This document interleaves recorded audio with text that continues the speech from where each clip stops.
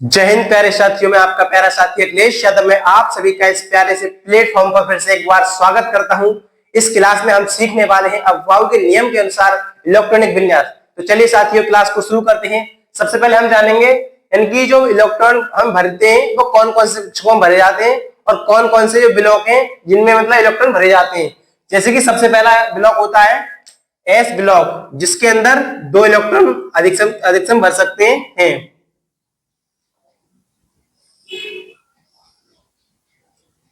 S block में एक कक्षक होता है और इसमें 2 इलेक्ट्रॉन भर सकते हैं। उसके बाद आता है पी ब्लॉक। पी ब्लॉक में 3 कक्षक होते हैं और इसमें 6 इलेक्ट्रॉन अधिकतम भर सकते हैं।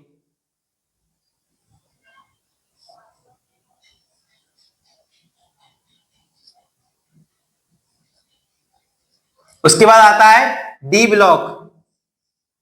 डी ब्लॉक में अधिकतम से अधिकतम हम 10 इलेक्ट्रॉन भर सकते हैं और इसमें जो कक्षक होते हैं वो होते हैं 5।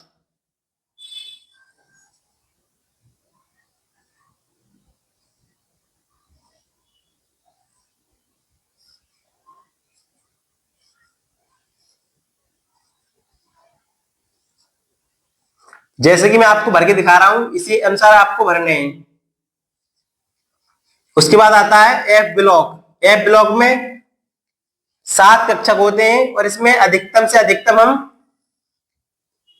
14 इलेक्ट्रॉन भर सकते हैं।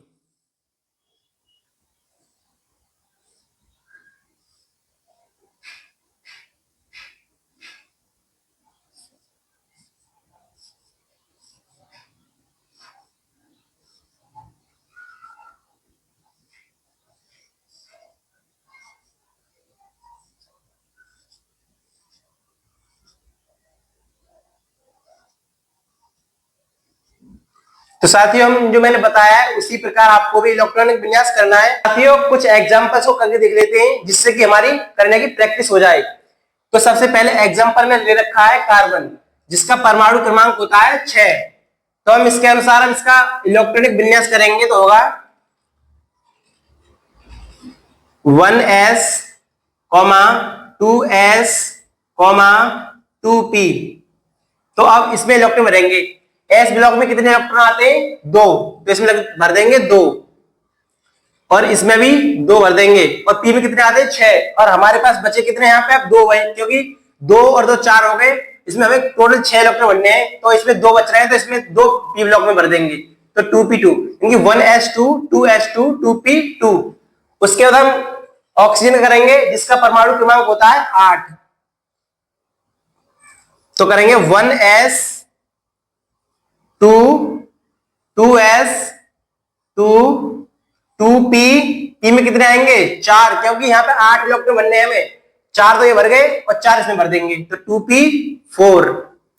उसके बाद हम करेंगे नियोन का, जिसका परमाणु क्रमांक होता है 10। तो इस करेंगे 1s 2, 2s 2, 2p6।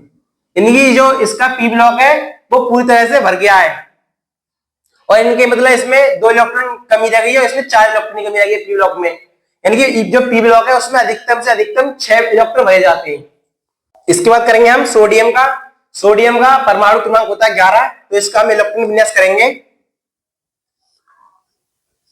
1s 2, 2s 2, 2p6। इसमें कितने इलेक्ट्रॉन भर गए? टोटल 10 भर गए।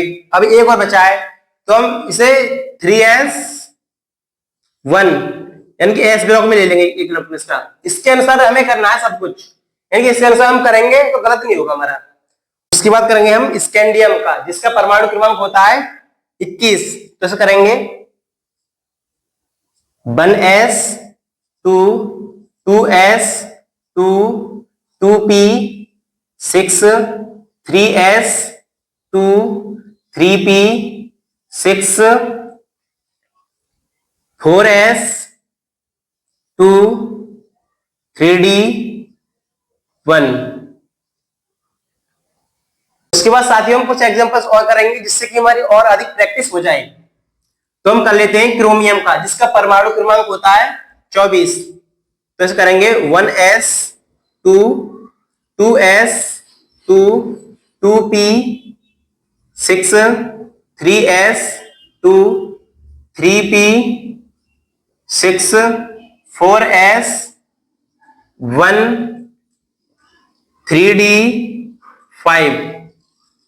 तो साथियों इसमें एक आपको डिफरेंस दिख रहा होगा सबसे अलग, यानी कि इसमें जो 4s जो s कक्षक है उसमें हमने एक इलेक्ट्रॉन भरा है और ज्यादातर हम 2 इलेक्ट्रॉन भरते हैं, यानी कि अगले कक्षक को ना देके एक इलेक्ट्रॉन जिसमें 2 इलेक्ट्रॉन भरे जाते हैं, और इसमें हमने जो भरा है इसमें एक इलेक्ट्रॉन भरा है। इसका मतलब है इसमें अपवाद है, क्रोमियम जो है और वो कॉपर है दोनों ही अपवाद है, इसके s कक्षक होता है उसमें एक इलेक्ट्रॉन भरा जाता है। इसका कारण क्या है, क्योंकि जो d कक्षक है वो 5 पर स्थायी होता है और 0 पर स्थायी होता है और होता है 10 पर स्थायी, इसलिए हमें स्थायी करने के लिए इसमें 5 इलेक्ट्रॉन देते हैं। उसके बाद हम करेंगे मैग्नीज का होगा 1s 2 2s 2 2p 6 3s 2 3p 6 4s 2 3d 5। उसके बाद करेंगे हम Fe का, यानी इसका परमाणु क्रमांक कितना है 26। तो लिखेंगे 1s 2 2s 2 2p 6 3s 2 3p 6 4s 2 3d 6। उसके बाद करेंगे हम निकिल का, तो इसका करेंगे 1s 2 2s 2 2p 6 3s 2 3p 6 4s 2 3d 8। उसके बाद करेंगे हम कॉपर का, जिसका परमाणु क्रमांक कितना है 29। तो इसके करेंगे 1s 2 2s 2 2p 6 3s 2 3p 6 4s 1 3d 10। उसके बाद करेंगे हम, यानी कि इसमें भी हमने जो s ब्लॉक है उसमें हमने एक इलेक्ट्रॉन भरा है। इसका कारण क्या है, क्योंकि जो D है वो 10 पर स्थायी हो रहा है और यहाँ पे भी 5 पर स्थायी है और 0 पर स्थायी होता है, इसलिए हमने इसमें एक इलेक्ट्रॉन दिया है और इसमें 10 दिए हैं पूरे। उसके बाद करेंगे हम जिंक का 1s 2 2s 2 2p 6 3s 2 3p 6 4s 2 3d 10।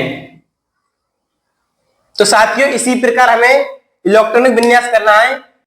तो साथियों आज मैंने आपको बता दिया है कि इलेक्ट्रॉनिक विन्यास कैसे करते हैं, जिससे कि आपको जो इलेक्ट्रॉनिक विन्यास करना है तो अफबाउ के नियम के अनुसार ही करना है, जिससे कि हमारा इलेक्ट्रॉनिक विन्यास है वो गलत होने की संभावना कम रहे, जिससे कि हमें जो भी गलती है उनका सामना ना करना पड़े। इसी वजह से मैं आपको अफबाउ के नियम के अनुसार इलेक्ट्रॉनिक विन्यास करना बता दिया है। तो साथियों आपको ये वीडियो अच्छी लगी हो तो वीडियो को लाइक करें, कमेंट करें और शेयर करना ना भूलें। तो तब तक के लिए सभी प्यारे साथियों को जय हिंद।